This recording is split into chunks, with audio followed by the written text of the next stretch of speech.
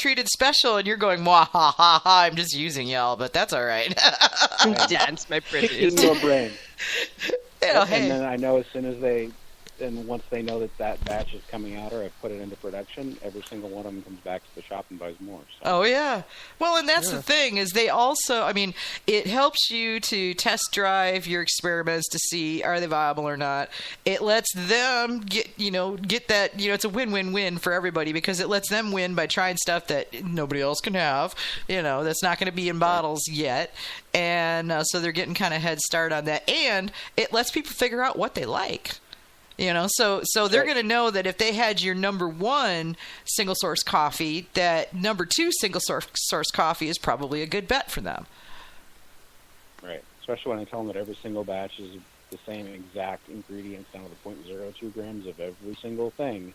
And then I'll let you try 2 or 3 different coffee ones, and every single one of them is wildly different. Yeah. Now, I had to, the first thing, and I know you've heard this before, but I just have to go there. When you were talking, single source only sells it to 12 people, super ultra coffee, and I'm thinking, I wonder if anybody's ever thought to do an experimental with the, what's the name of the cat poop coffee? The Civet Cats? Yeah, Civet Cat coffee. Civet Cat? Yeah.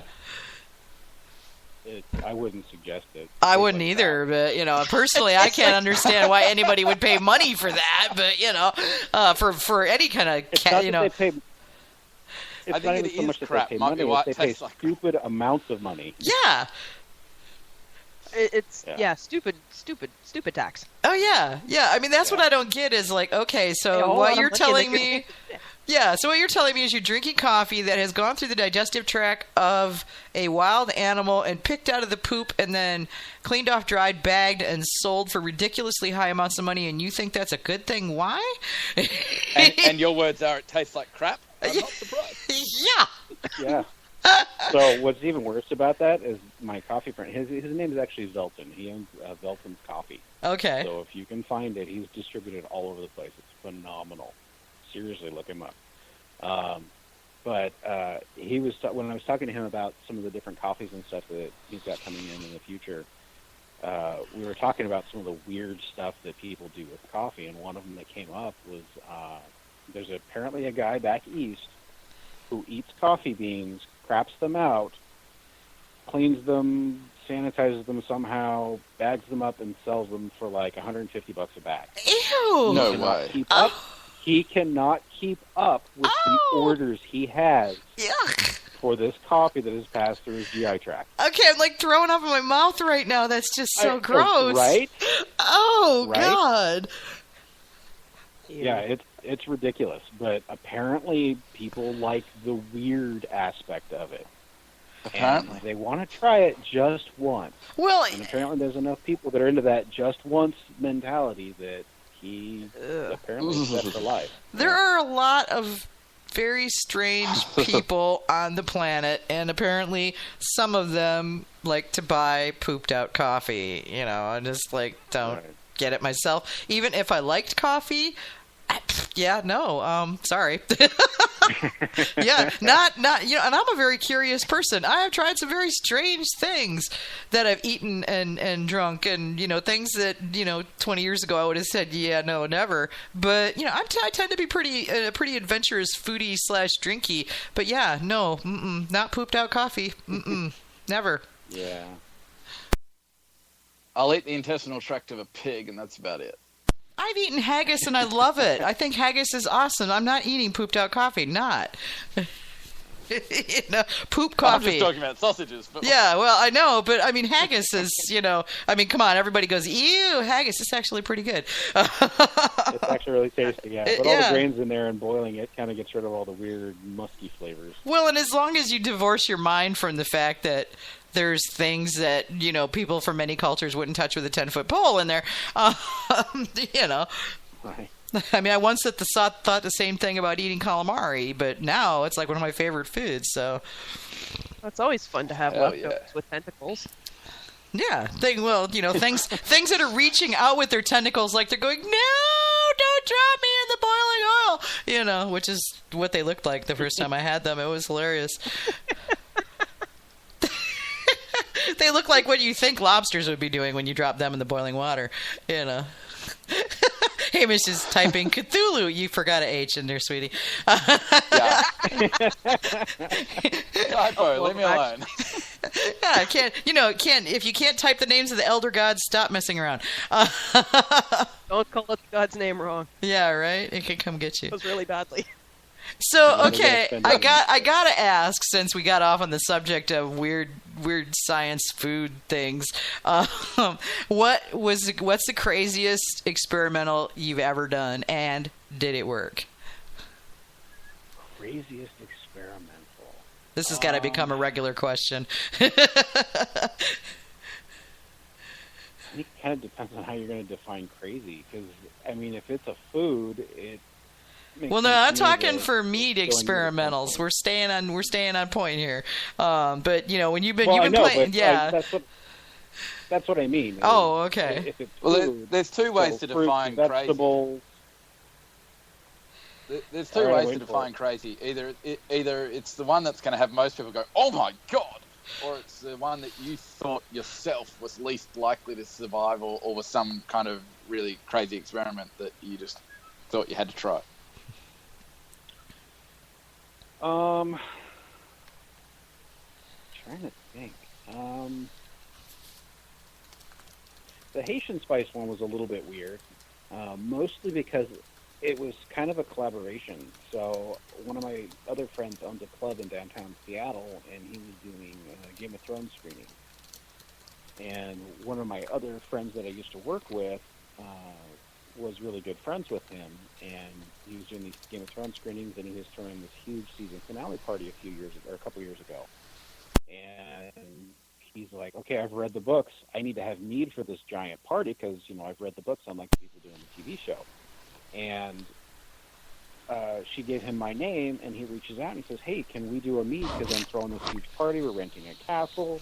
We've got all these acts." Renting a castle.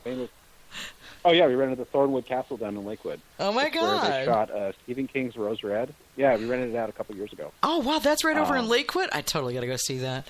Yeah, you're not too far away. Lakewood's like 5 minutes. Yeah. Yeah. And he's like, "Hey, I got to do mead for this, big party that I'm throwing." I'm like, "Okay, we can figure something out." And he's like, "Okay, can we use my family secret recipe spices?" And hands me this bag of stuff. And I'm like, "Okay, what's in it?" Because, family secret recipe spices, he wasn't going to tell me. That's right. And I'm like, "Okay, so, all I'm going to do is just put this bag in my traditional mead, and we'll see what happens." And he's like, "That's fine, as long as it's mead, I don't care." And I kind of frowned at him, and I'm playing fast and loose with his customers. Yeah, I'm like, "Sure, why not? Let's see what happens." So we tried it, and it turned out pretty good. And this next season, he's like, "Okay, we're going to do it again, but we need to do like a big batch." I'm like, "Okay, so I can't do a big batch for a party or anything like that. I've got the label and licensing approvals and all that other kind of stuff. So I need to know what's in this to be able to do a big batch of this." And after some negotiations, I got the information from him, and we went through the recipe approval and all that kind of stuff, and started putting it together. And once I found out what was in it, I was a little surprised because there's like 12 different herbs, spices, and things in it. And then I'm like, "Okay, so let's do a different honey," because it was just a blackberry honey that was before. And the fruity flavor from the blackberry honey was good, but it was kind of off to the rest of it. That's actually where the buckwheat honey came from. Was adding that because buckwheat, I have a really hard time using it and getting it to taste good because I don't like that flavor. So I want something that either masks it or changes it or makes it just kind of like an earthy flavor instead of like the barnyardy flavor. And it seemed like these spices would actually do that. So we put it in the buckwheat honey, and it turned out really good. It's won awards, so not the only one that thinks so. Very nice. Well, that's really cool, though, that you're like kind of tied in with this. Sounds like a pretty trendy club downtown, which also sounds like the kind of club I'd like to go hang out in. And I'm not a clubbing type person, but okay, they're doing Game of Thrones premieres in season 9. Okay, I'll go.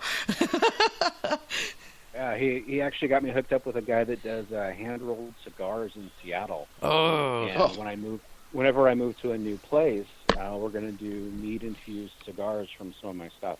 Oh my And God. he's going to actually come into the shop and hand-roll the cigars right there for people. It'll be awesome. Oh my Wow. God. That's just amazing. That's something you need to like bring something like that to the Mazer Cup. Hand rolling cigars right there, like at the mead mixer, and then selling them and watching them go outside and smoke them, and then people going, "Where did you get those?" In there at that table. Yeah. That's just too cool for school. Wow, that's a great idea. I'm a big fan of the little rum soaked, the little mini cheroots or whatever they're called, the tiny little cigars.